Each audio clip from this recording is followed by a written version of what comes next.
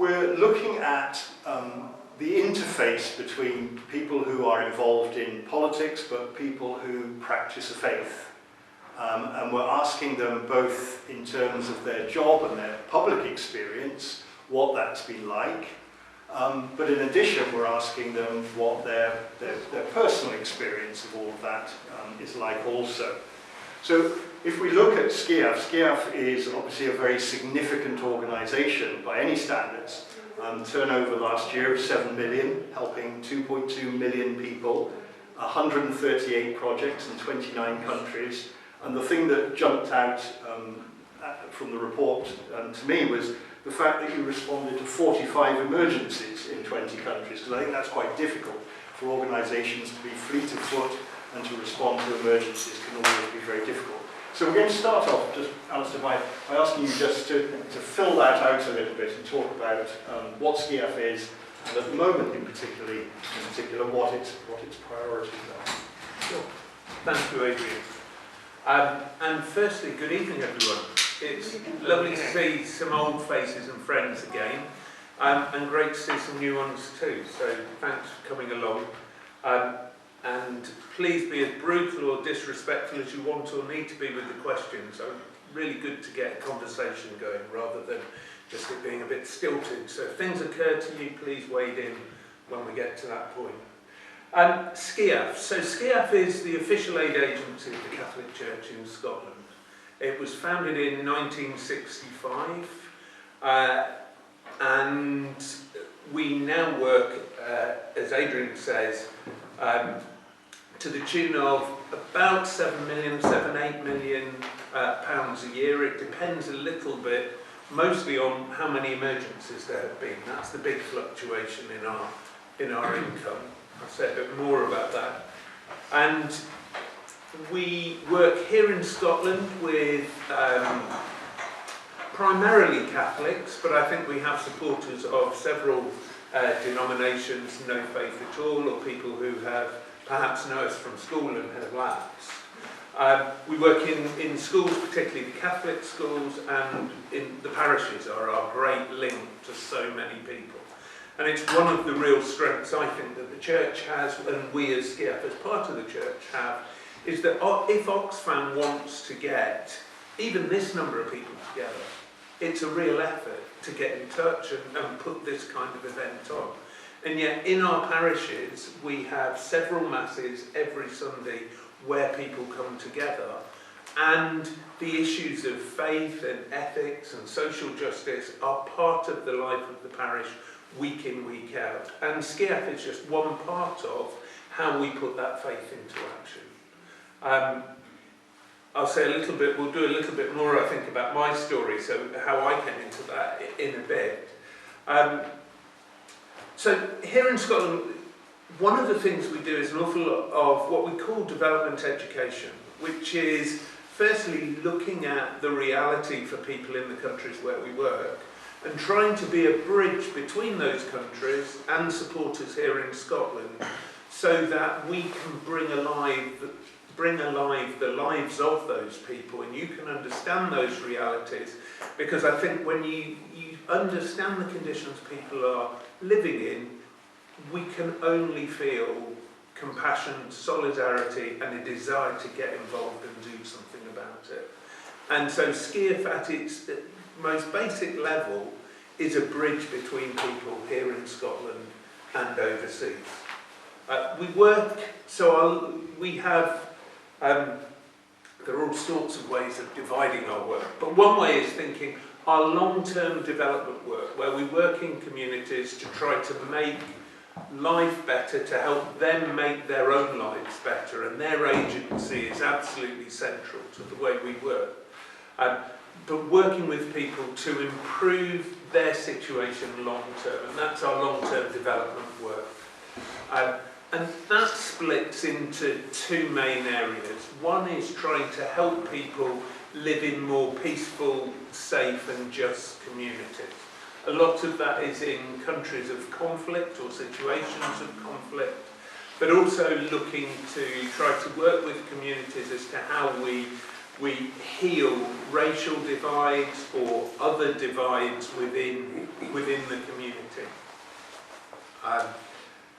The other area of our long-term work, and it's the one which probably you're more familiar with, and it's probably one you expect more, but it's much more concentrating on people's livelihoods and how they can provide for their families and loved ones, with a large focus on agriculture. The vast majority of our programmes are in rural areas rather than in the cities, where almost everybody is reliant on, or they start from the farming that they do, and then they look at how they can diversify their income or get involved in various different things to try to augment their income. But their basic starting point is the farm. So agriculture is often the starting point, but then we go beyond that with communities as well. So that's our long-term development work. Which, as I say, we do in 8 countries anyway. 6 of them are in Africa, South Sudan and Ethiopia, and I'm travelling to both of those actually a week on Monday, assuming the trip holds, but that's the plan. I'll be gone for a month, assuming it holds. So that's South Sudan and Ethiopia, Rwanda and the Congo, and then Malawi and Zambia. They're the 6 countries we work in Africa. And then, to try and maintain something of a global footprint without being spread too thinly, we also work in Colombia in Latin America and Cambodia in Asia. So they're the 8 countries where we work. We previously had programs in 15 countries, but really to try to be more strategic, to try to go deeper within communities, within the countries, and make a bigger impact, we've decided that we have to work in fewer places where we can have a greater impact by concentrating. That's our long-term development work, but we all know emergencies happen, we know not where and we know not when. So who this year would have predicted what's been happening in the Ukraine at the moment? We've seen the images from Pakistan recently, and those are just the 2 of the latest big media emergencies that SCIAF has appealed for. But as Adrian said, we've responded in 44 emergencies in 18 countries, just in last year alone. And Adrian said there's something about remaining fleet of foot. I'd like to think we do that, but actually the real strength to SCIAF's ability to respond to emergencies isn't SCIAF at all. It's the global church. And in 170 countries all around the world, there is an agency, the equivalent of SCIAF, and we're all a member of Caritas Internationalis, the Global Confederation of Catholic Agencies, based in Rome. And so when an emergency hits, so the Pakistan floods, Amjad, who is the Secretary General of Caritas Pakistan, is an old friend and colleague of mine, and I immediately had WhatsApp messages saying, the floods are really bad this year, can you help? So it's not we who are fleet of foot. As soon as the floods start happening, they are responding, and then they are coming to us and saying, can people in Scotland help us so that we can respond? Some of you may recall the Nepal earthquake a few years ago. Same story. Pius, who's a priest, friend and colleague of mine, who was director of Caritas Nepal, within less than 4 hours, 2 or 3 hours of the earthquake, was out in the marketplace with traders picking through the rubble to find the supplies that they knew they'd had in the shop, so he could put together kits and get them out to people. And that's the immediacy that the local church has. And so we as SCIAF are just a very minor part in that, but we are that bridge, and we do allow the generosity, which is so great throughout Scotland, to be funneled through us, and we can get it to people when it's needed in times of emergency. The last area, perhaps I'll say by way of introduction, and we may explore it further, is another way of thinking about our work, or I think about our work, is about spheres of control and spheres of influence. So the spheres of control are the things that we can do something about directly. So if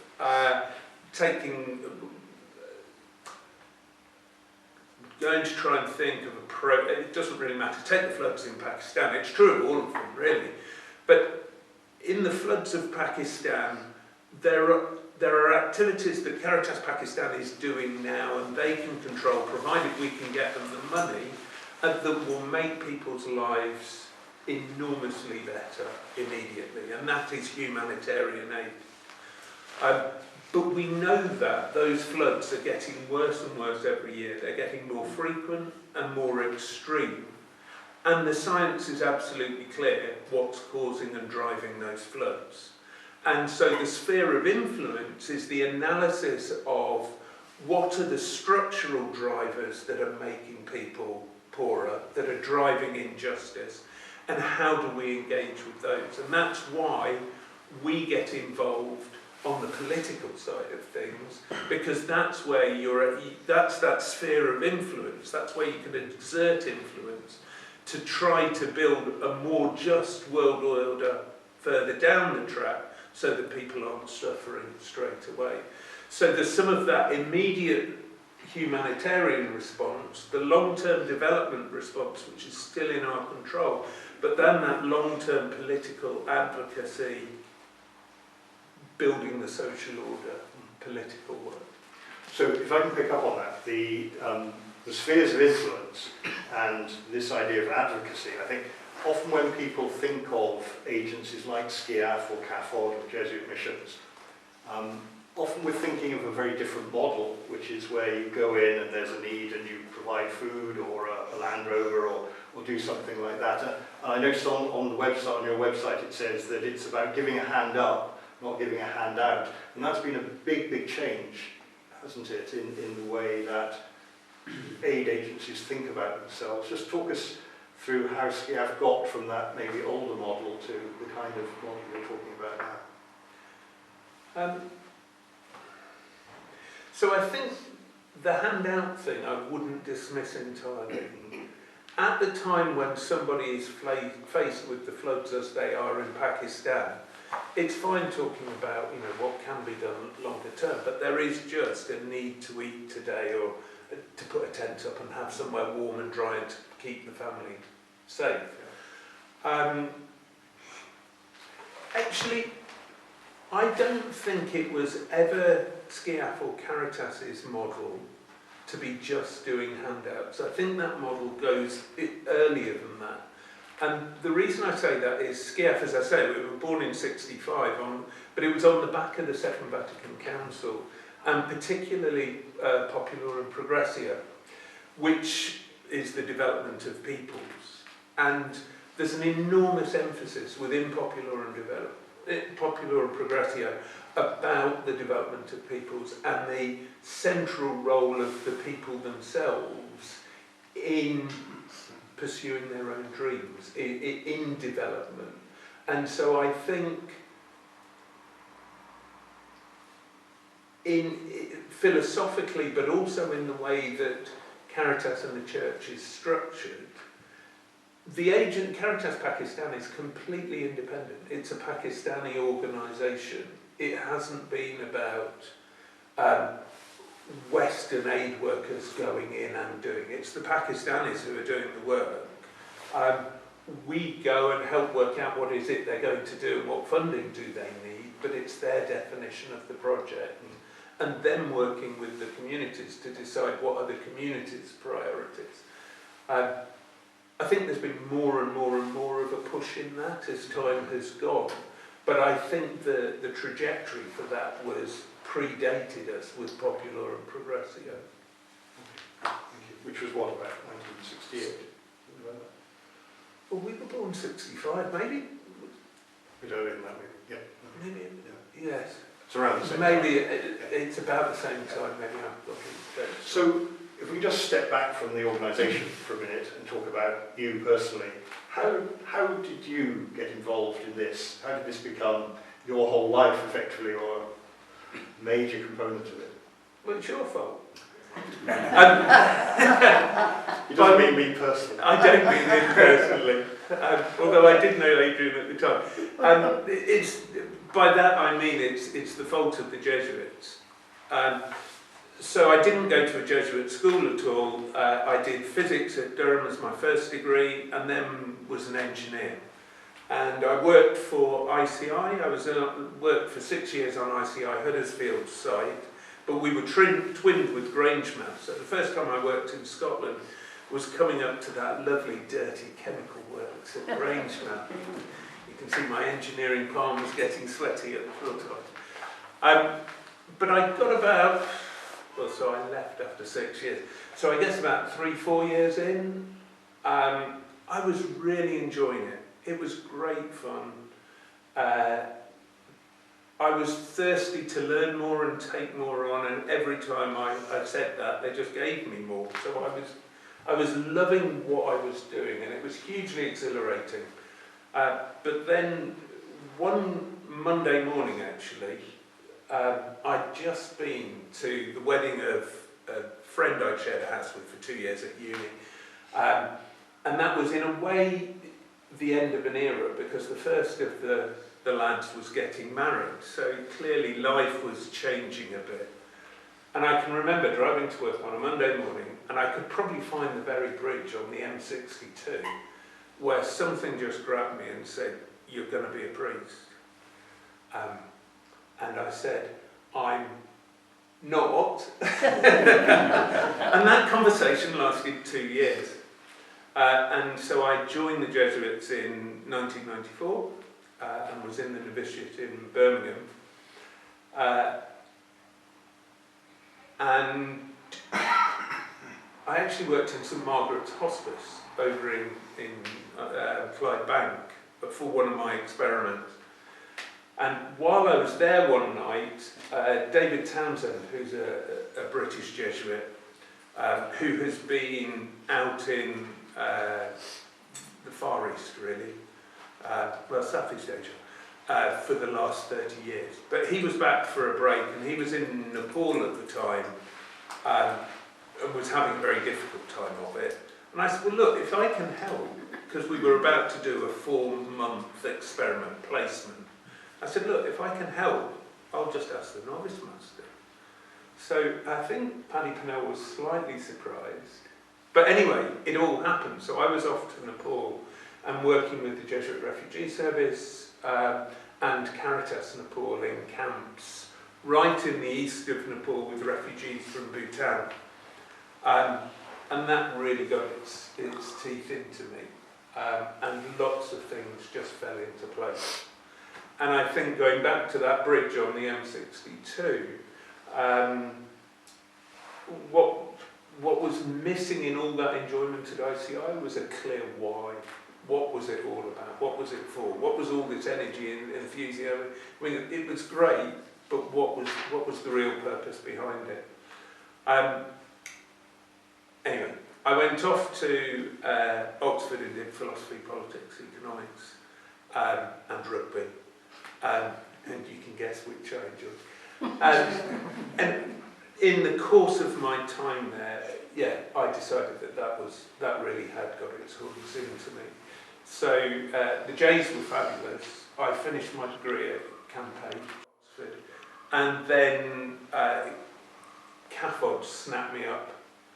And my gift to my wife, because we were getting married in the September at the end, I'd left sometime previously, was a year in Albania. So off we went to Albania, and I was meant to be running refugee camps for Kosovan refugees. They clearly didn't think much of me, because I arrived one day and was shown around the camp, and I went back in the next morning and the camp was empty. I said, where's everyone gone? But it wasn't quite that green. The peace accord had been signed the day before, and the Kosovans didn't really get on with the Albanians. So they'd all hired lorries and buses under their own steam, leaving UNHCR wondering what on earth they had to do, because they had just repatriated themselves overnight. So I spent a year building large village, small towns, water programmes, using all that engineering from my past. And that was me. I was kind of into the sector. And I came back and was 6 years with CAFOD in London. I then worked for Christian Aid, managing all their humanitarian work in Africa for 3 years. And then I went to Rome to be the humanitarian director for Caritas Internationalis. So the umbrella body coordinating the work of all of those 170 members, which was just an amazing place to be. When I was looking out of Rome, it was the best job in the world. When I had to deal with Rome, that's a different matter. I'll leave that for a different.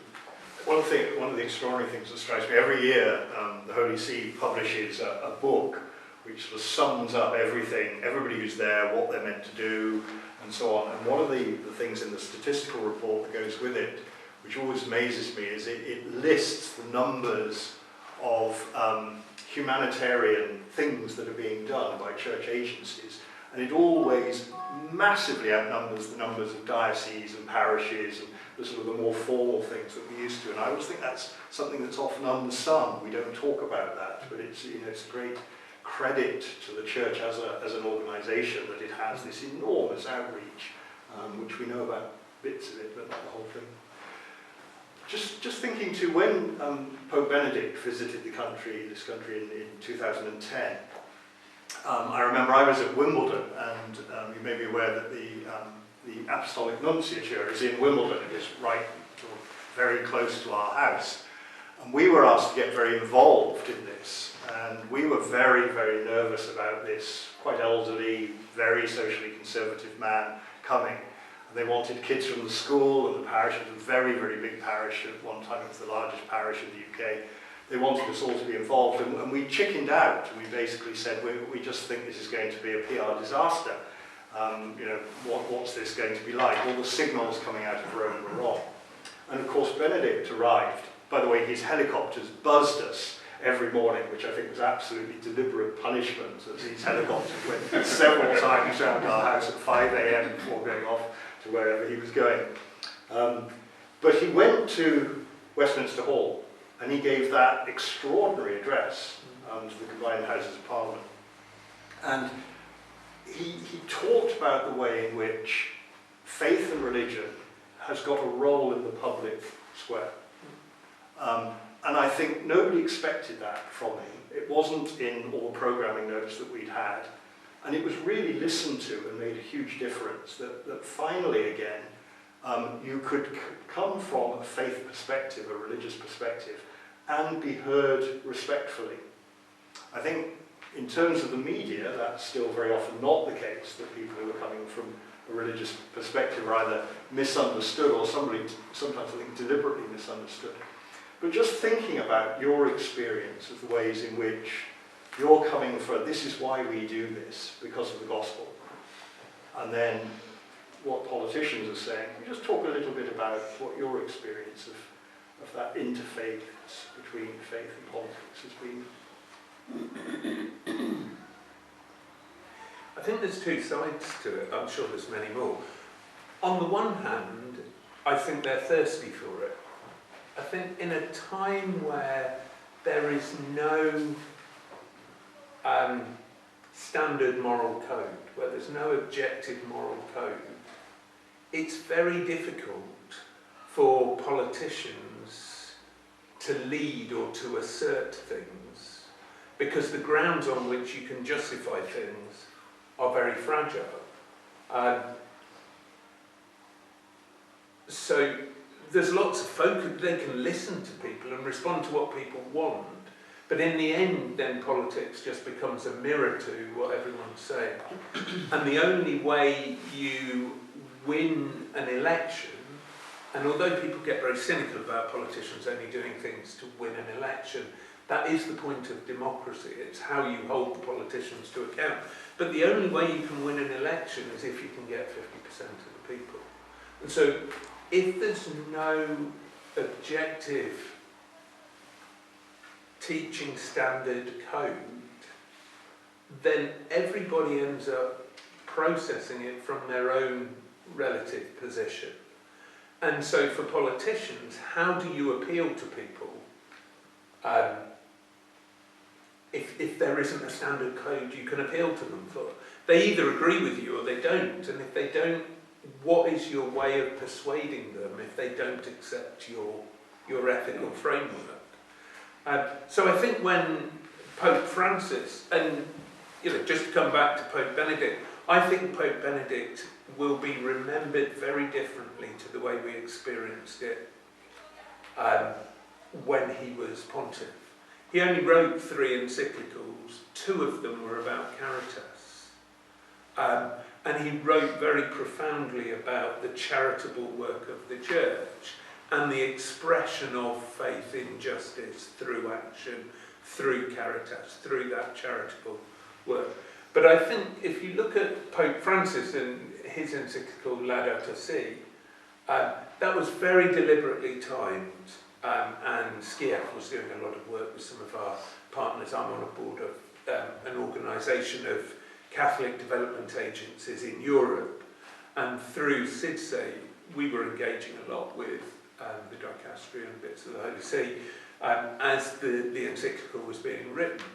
But it was timed deliberately to come out the summer before the Paris COP, and it was the Church's clarion call.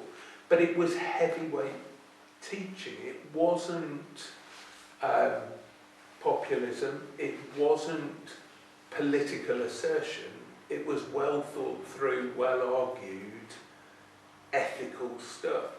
And you saw politicians all over the world, very grateful for it, and then quoting it and using it, because all of a sudden there was at least something that you could try to get people to coalesce around. And so I think the Church has an enormous role to play in helping provide ethical frameworks, social political frameworks that are persuasive and aren't just the crowdsourcing of 50% plus one. Yeah. I mean, it's interesting when you say that there is this danger, isn't there, that politics can simply mirror the constituency, and you see some of that in some countries in Europe in particular.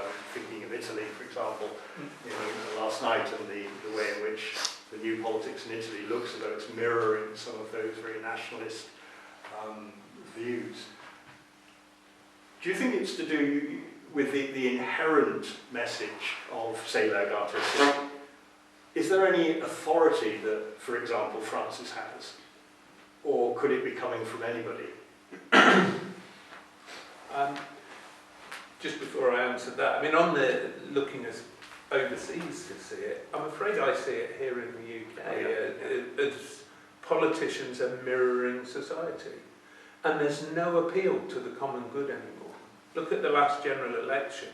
All they had to do was persuade 50% plus one, and it's not even 50%, it's more like 43% plus one, that they were better off voting for this party, and that won an election.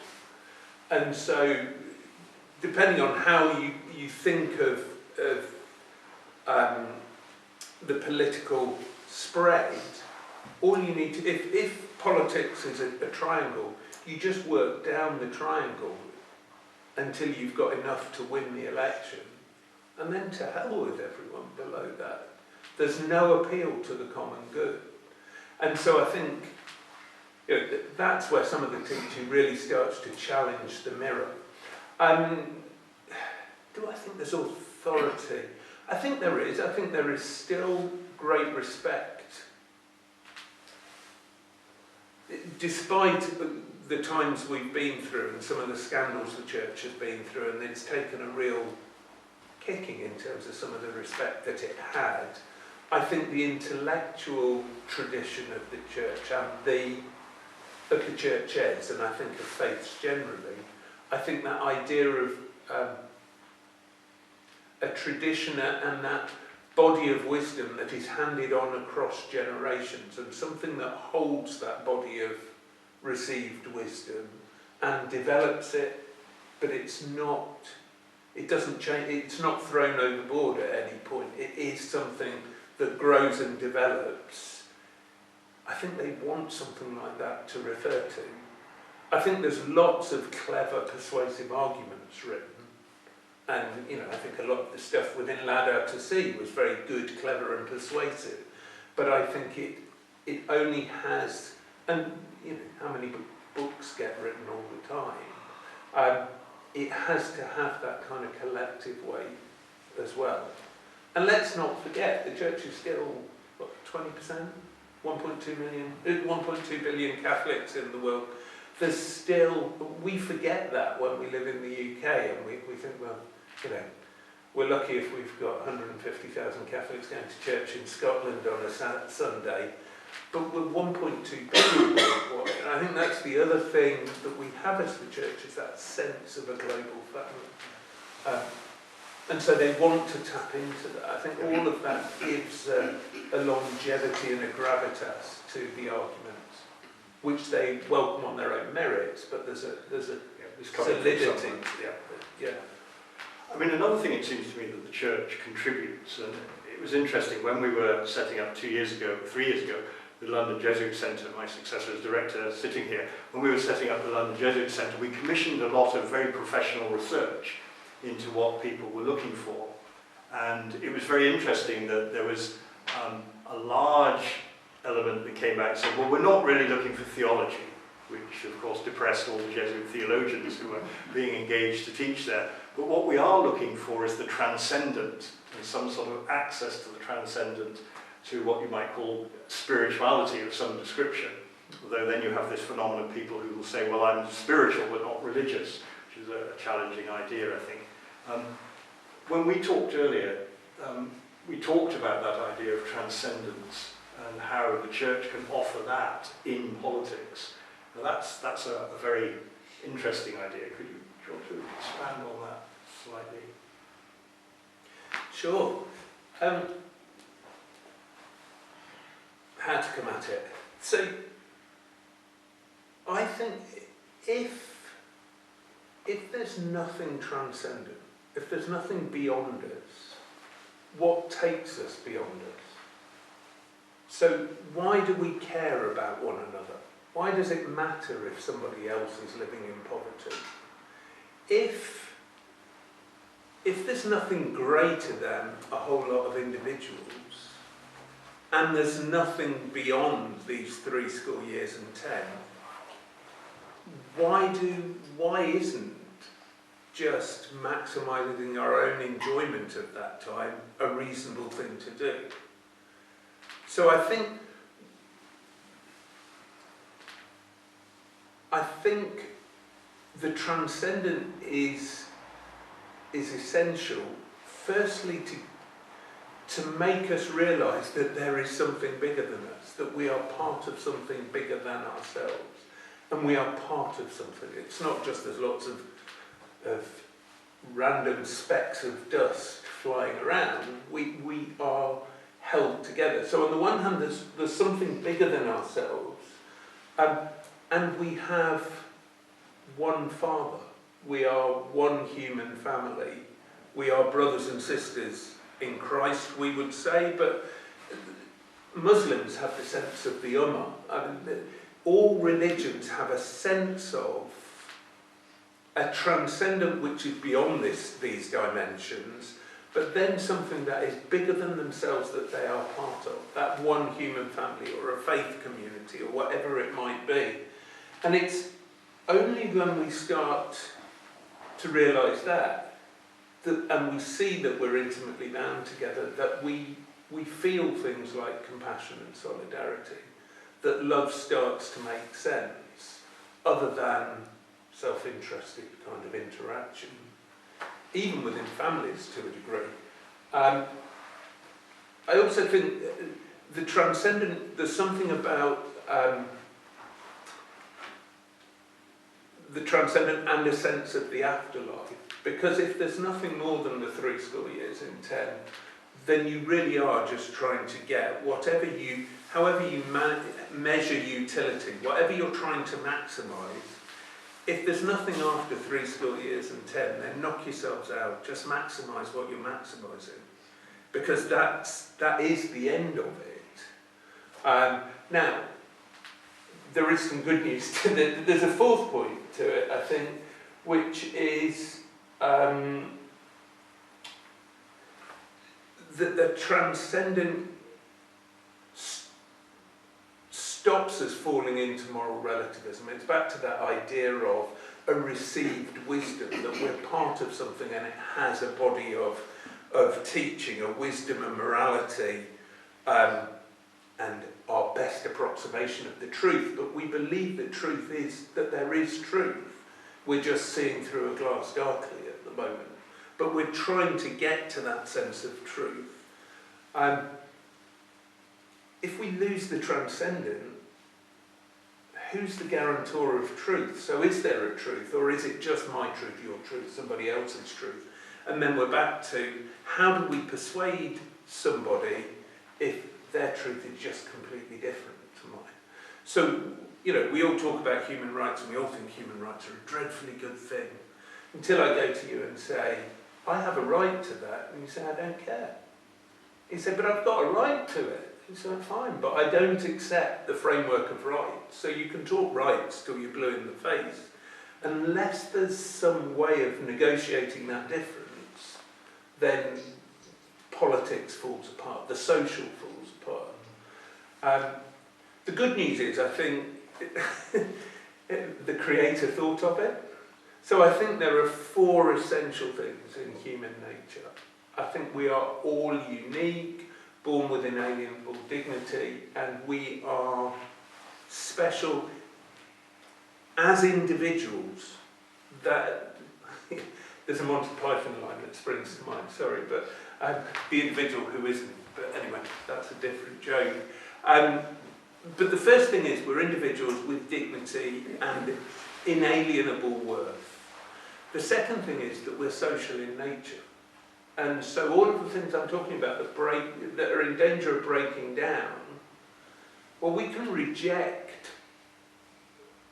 the things on the outside, but what we can't escape is our own nature.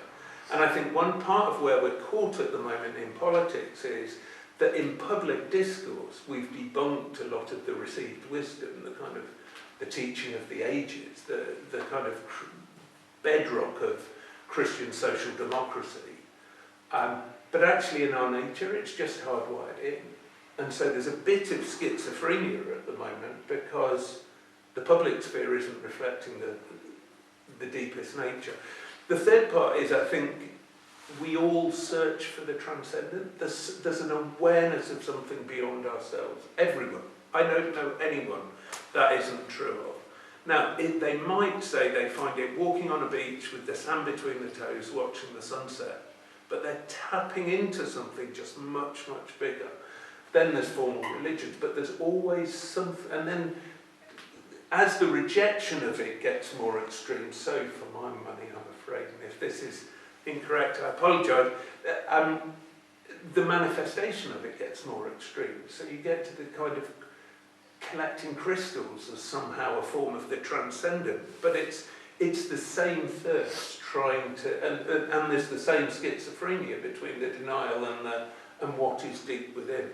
And the fourth thing I would say, and this is where I think Francis and Laudato Si particularly has taken us into a kind of fourth dimension of it, is the whole integral ecology and the way that it's not an accident that we were born in the garden. So I think the transcendent has planted in a very immediate way those things deep within us, but we need to find the outworking of those in the social sphere for the politics really to be cohesive. I've moved a bit beyond the question, but it's kind of... No, I think it's important. It strikes me, for example, Professor Rebecca Nye at Cambridge, she talks about, she's an expert in children's spirituality, and she says we make this mistake of thinking that we give children spirituality, and she said, this is just wrong. They already have it. They already have this sense of the transcendent. And so what we're doing is giving them the vocabulary and the way of talking about that, rather than saying, well, here's the thing itself. And I think that sort of, you know, what you're saying, it's deeply buried within us, and it's a matter of, I think, people being able to have enough ease in life to discover it, rather than just feeding themselves and avoiding war and so on, but then enabling that to be expressed so it can be shared and mean something. Yeah, good, thank you. I think we've been going for, just over 40 minutes, which is what we were aiming for. So we've done very well there. So maybe we've got about sort of 15 minutes or so maybe just to open it up if anybody has any questions or observations or anything you want to disagree with. I just wondered, can you say a little bit about politics and your agency on the ground in the countries you work in? So how do politicians and the political classes react to you, and how do they engage with you or don't engage? That varies enormously. Most places that works quite well. So and we work, when we're working with a community, one of the objectives of the way we work is building the link between the community and the local authorities, because that's where they get most of the services from. But then to engage more nationally if there are areas of national policy that need to change. So most of the time the relationship is very healthy. I have been in places like Sudan during the Darfur Crisis, where we had to manage our distance very, very much from the government, where they were belligerent and were persecuting the people and arming the Janjaweed, etc., where we as the international community were trying to provide assistance. So there are some settings where the government is downright belligerent. There are others where it becomes more nuanced and more difficult, actually. So one of the big countries, or one of our largest country programs, is in Ethiopia.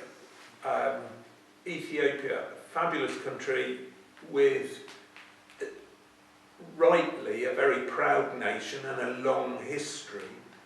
And the narrative of Africa, countries within Africa, being underdeveloped, and talk of the poorest and neediest and the conditions that some are living in.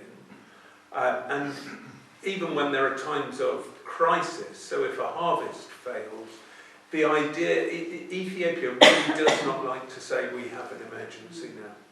So even at times when all of the humanitarian indicators are through the floor, the Ethiopian government is trying to build a confidence and a pride within the nation and a sense of a nation that can do for itself, which is absolutely where we want it to be. And so there, it's a really interesting relationship, because on the one hand they're absolutely right, but on the other you can't ignore the immediate need there. The trick is always in relationships. You just have to put the time into the relationships with the politicians and keep talking, and very often they will say, you know what, we see it, but you can't say it in public. And so then there's the conversation that you have in meetings and even one-to-one meetings where they'll be very frank, and then there'll be another discourse in public as well. So it varies enormously. Could you say a word or two about the relationship between CAFOD, SCIAF, and Aid to the Church in Need, three different organisations? Yeah. So CAFOD and SCIAF is easy. CAFOD is the official agency of the Bishops' Conference of England and Wales, and SCIAF is the official agency of the Scottish Bishops' Conference. So it's a geographical distinction. They stop at Carlisle and we go down to the border and meet them. And Trócaire, through an accident of history, it's all accidents of history within, well, the church and the countries, I suppose. So Ireland has one Bishops' Conference for the whole island of Ireland. So Northern Ireland and Éire, the south of Ireland, Ireland as we call it, has Trócaire is the agency for the whole of Ireland. Aid to the Church in Need has a different mandate and role, really.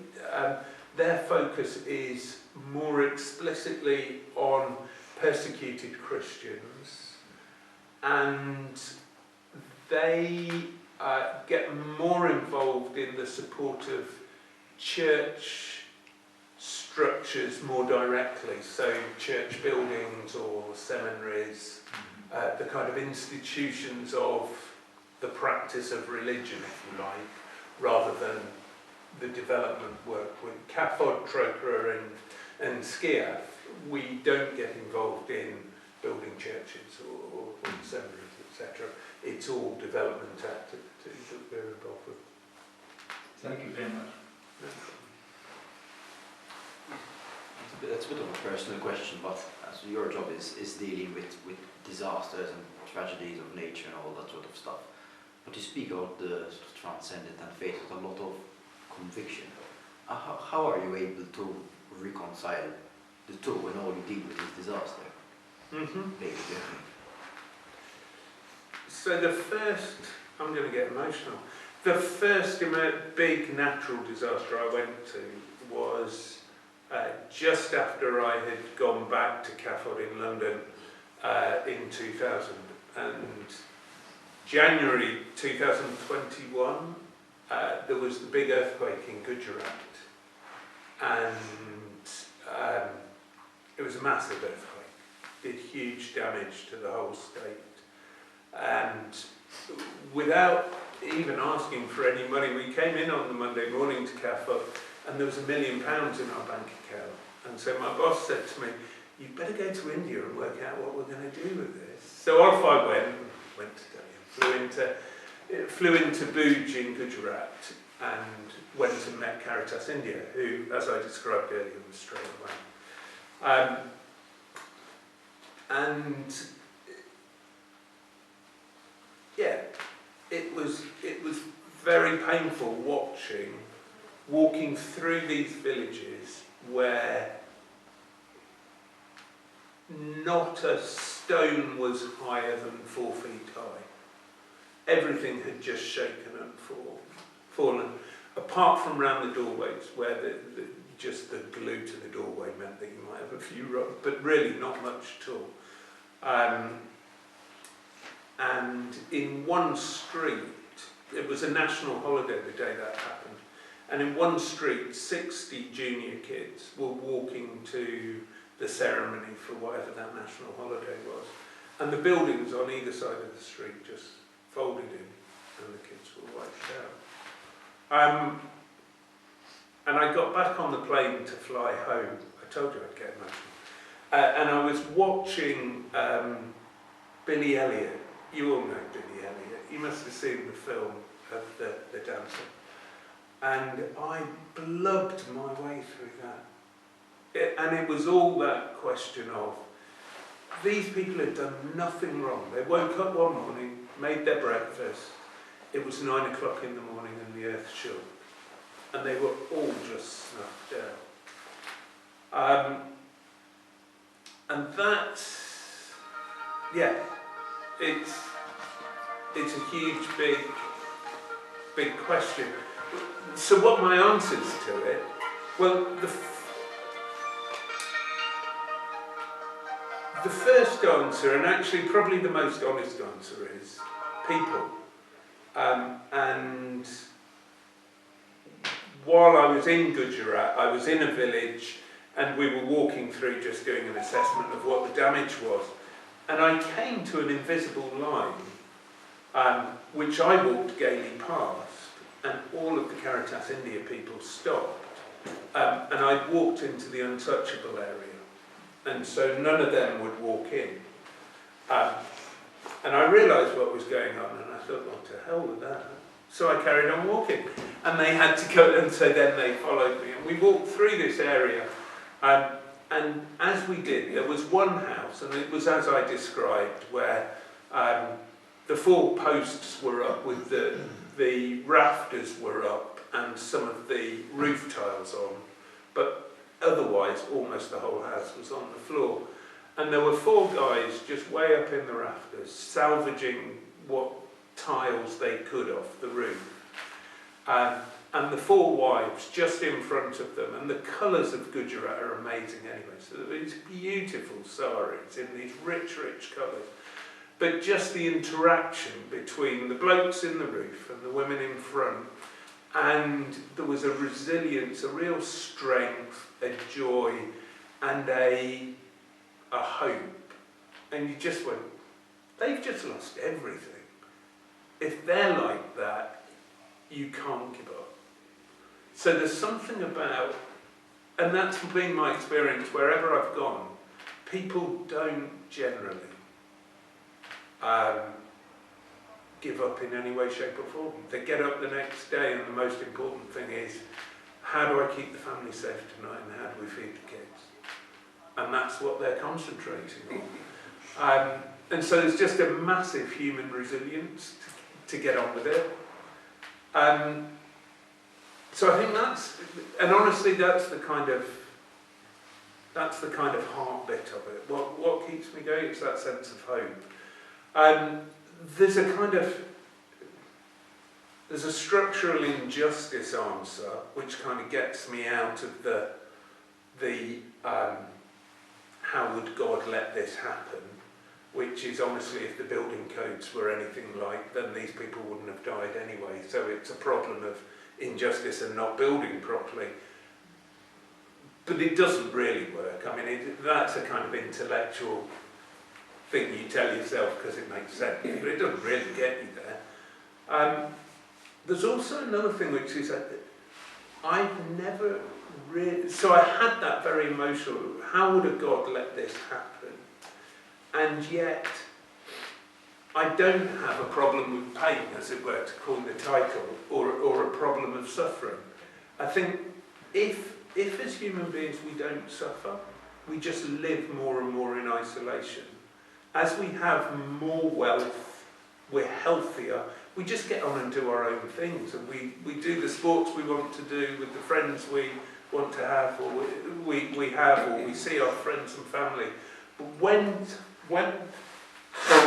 when things go wrong, when there is suffering, that's when love really kicks in, and that's when the bonds really come together. So I think the idea of a world without suffering would not be a better world. But that's a hard thing to say because nobody wishes suffering on anything. But there's that, what knits us together. It's a friend in need is a friend indeed, isn't it? It's that what is the strength of love, and what is it that we're how are we growing in all of this, rather than are we just happy? I'm not sure that really gets us through the problem, but it's where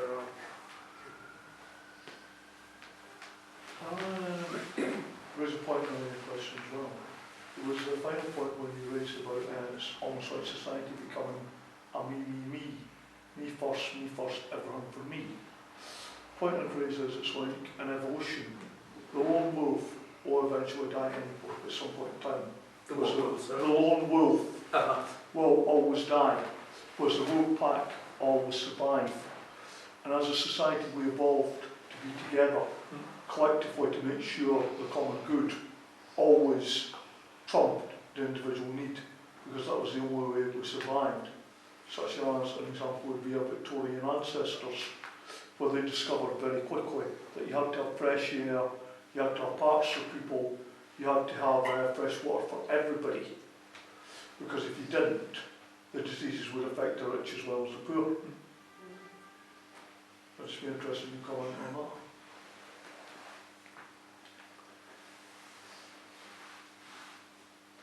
So going back to my earlier comment about human nature, I think we are social in nature, and so I think those things do play through.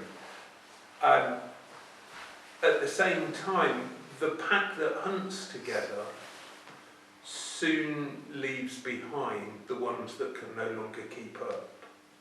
So it becomes, so your example, utilitarianism can get us to the idea that we do what looks after most of us and maximises the goods, but that doesn't give us a preferential option for the poor. It can't get us to the last, the least and the lost. That's a different order of argument, I think.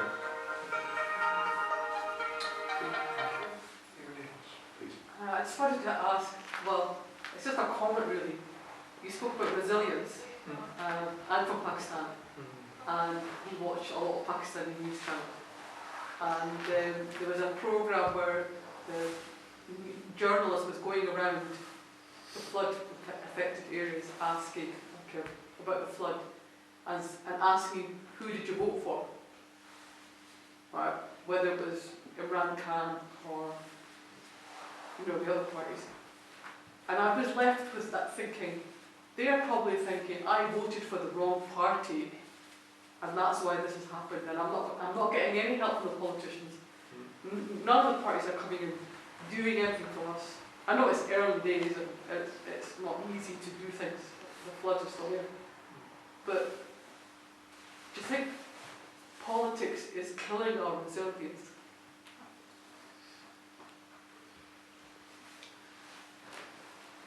If we could blame something like, I didn't vote for the right party, or I didn't vote, or I didn't do something, it's my fault that this has happened.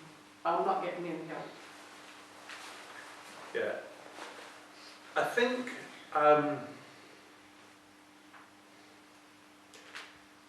politics is enormously broad and faith is very... So I think we need to be careful to remember that faith does not fall into party political lines. But the media is and there. There are... Sorry? The media is there. We're all watching the media. Yeah. And that's becoming like a God type thing, It gives us all the answers. The media gives us all the answers. It seems like, that's how our society is. Well, it seems what the media does is... So there was an old Jesuit, Billy Hewitt. Billy Hewitt. But Billy, when I was at Oxford, said we have no heroes anymore because we build people up and the next thing we do is we destroy them. And I think the media is very good at just pulling things down. And it does create things, but then it pulls it down. I can see how that line of questioning is going to leave... I'm not sure what people do with that kind of question or that kind of journalism, because you clearly don't want the floods to happen. If you voted for A and the floods happened, should you have voted for B? And it seems to me that the floods would have happened in Pakistan this year anyway. And they are being driven by factors way beyond Pakistan's control. I mean, there are things, obviously, that the Pakistan government could be doing to manage them better, but it's way beyond. And so I think there's a whole discussion about the role the media plays in public life and in politics, because I don't think it facilitates a real discussion. It doesn't allow for a nuanced discussion on things. I think that in the West we've become so disillusioned with everything, religion and politics, and that's actually, and the media is pushing that, and the rest of the world is falling into that same trap. So we might think, okay, the gods have punished us, but I can do something about it and I'll get lifted up. But that ideal will soon go, and we'll all just become depressed and miserable. Gosh, I hope not. I hope not. I still come back to my 4 women in front of that house and the looks of sheer determination. They're probably on TV. Sorry? They're probably on TV. Well, they may well not have had a TV. I mean, I think the role of media is My wife teaches English literature, and if you get her on the role of the media, that would be, yeah. But that's a different session, but it would be a different session. It's sort of two-part, this question. So to what extent does SCIAF have a public profession of faith in some of the places you'll do aid work? And then secondly to that, depending on the country you're in, obviously there might be some countries that are more hostile to that. How do you sort of circumnavigate that? Yeah. So we're absolutely upfront about who we are, and if you read any of our strategy, if you read in here, we're quite clear. We're a Christian organisation, but we work with people of all faiths and none, and we have staff of all faiths and none.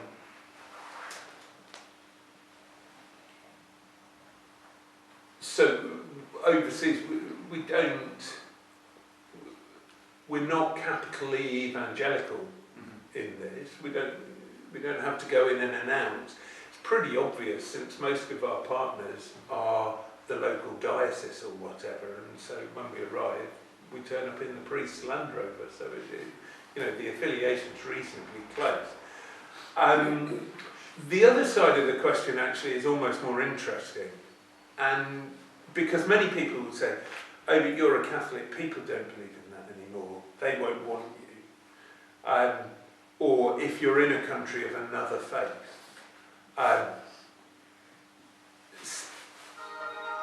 Secular people will often think that our faith is going to be a barrier for people working with people of other faiths. Actually, it's quite the reverse. And just going back to Nepal when I was there, and with David Townsend, and just sitting with some of those Bhutanese refugees who were running the schools. The way things happened in Bhutan, it was an ethnic cleansing thing. They just drove out 20% of one ethnic group. But it meant that we had the top civil servants, the head teachers, the teachers. We basically took a slice out of Bhutan education and brought it. We didn't bring it. It came into Nepal. But sitting around with them, I remember one of them, this very bright woman who'd been very senior in the ministry, saying, "Alistair, we know how to talk to you because you have a faith, but we have no idea how to talk to the other NGOs. Because when we start to think through a problem, the first question we ask is, what does our faith tell us?" It's a Buddhist tradition, Bhutan. And so they know it's a different faith, but there's a respect and a conversation between those two. And it's a really fun conversation. What does your faith tell you? Well, what does your faith tell you? You go, wow, that's amazing. And actually, if you change the language slightly, you very often find they're saying something very, very similar. So you've got a very solid interaction, but often common ground that you can build from. And yet they would go, we don't know, because the first conversation is, well, what do you think?